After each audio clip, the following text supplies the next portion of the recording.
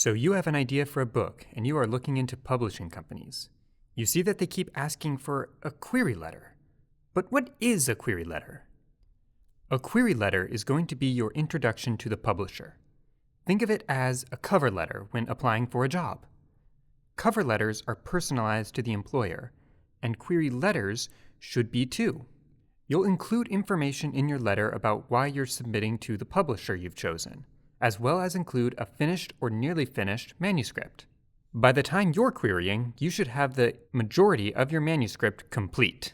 So before you make that introduction, you need to think about where you want to be published. Most publisher websites will have their submission guidelines posted. You must review these guidelines before submitting your query letter. Submission guidelines explain how the publisher likes to receive query letters. Some forms prefer you to submit through email or using another platform like Submittable. They also describe what a publisher is looking for, genres, lengths, and level of completion. You'll also want to peruse their backlist titles. These are their previously published works, and compare them to your manuscript. Does your manuscript fit into their catalog? If not, it might be worth checking out other publishers whose backlist titles align better with your manuscript. Also, check out their mission statement. Does this press's mission align with your vision for your book's future? If you don't believe in or agree with their mission statement, that is a sign to pick a different publisher. We're going to walk through the query letter process as if you're publishing at Ooligan Press. Let's go ahead and take a look at Ooligan Press's submission guidelines. Ooligan Press makes it easy to navigate their website to find submission information. Other publishers might make you work for it. Down here, they clearly lay out the genres they're looking for. They also include genres they do not publish. You must know what a publisher will or will not publish. You don't want to waste your time or theirs. And of course, they also state how to submit your manuscript.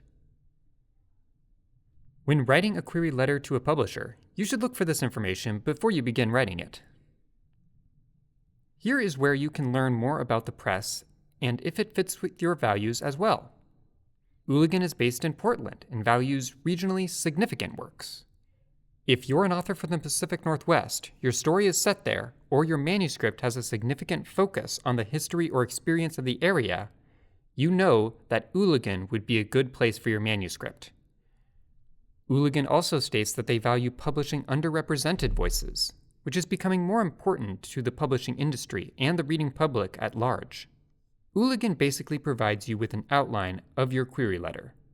They want a summary of your manuscript, for you to display an understanding of your work by describing the intended audience and where your manuscript fits into the market. A short bio, and they want you to explain how your manuscript aligns with Ooligan's values. It's important to be thorough when reviewing a publisher's submission guidelines. See, if we click on the Submit Through Submittable button, there are more instructions. Ooligan wants the first 10 pages. They require you to provide content and trigger warnings. This is really important. Be respectful of the person reviewing your manuscript. All right, now let's discuss the anatomy of your query letter. You'll start with your salutations. Most commonly, Dear Agent Acquisitions, Editor's Name. Then, an opener, a quick introduction of yourself and your work. This might be something like, My name is Jane Austen, and I pride myself on illuminating society through subtle layering of humor, drama, and romance in my writing, such as my recent novel, Sense and Sensibility. You'll want to have a hook. This is as it sounds. You want to hook the publisher's attention and get them interested. Your hook should highlight your manuscript's concept. For example, if you were writing the original query letter for Pride and Prejudice, you might say, Elizabeth Bennet is one of 5 sisters in the soon-to-be pauperish Bennet family, with no interest in marrying a man to restore the family's riches. After all, she has 4 other sisters who could do so. When Mr. Darcy and his family moved to nearby Pemberley, Elizabeth must interact with this detestably rude man, while she and her sisters get involved in the drama of romantics and politics. This sets up who the main character is and the general concept for the book in a way that leaves the reader wanting to know more. Next, a bio. Talk about yourself. Focus on the relevant information. You'll want to provide the names of anything else you have published and some background info, like what you do or have done for a living. If you have some personal connection to the topic, this is where you brag about it. With a memoir or a nonfiction manuscript, you'll spend a lot of time integrating your bio with your book description, as you want to show that you are the expert on your life or the subject area. With a fiction manuscript, you will probably put more time into describing your book than connecting every facet of your life to your story. Then, close the query letter. This usually means a thank you for your time in some form. Throughout the query letter, you'll also want to include the information the publisher has requested. Ooligan wants an intended audience in how your manuscript fits their values. You can weave these things into the other parts of your query letter, especially for simple information, such as word count and genre. The intended audience can be added in your basic introduction. If you were Jane Austen writing about Pride and Prejudice, stating something like, "This manuscript is a romantic story geared towards adult women and offers subtle insights into class and gender dynamics within an easily digestible plotline." Explaining how your manuscript aligns with the publisher's values is a little harder to integrate.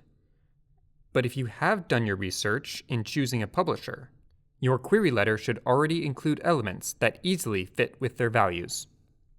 Pride and Prejudice would not fit easily with Ooligan's values, as it is not regionally relevant in any way. Although, if it were set in the Pacific Northwest and/or by an author from our region, it would have a much easier time.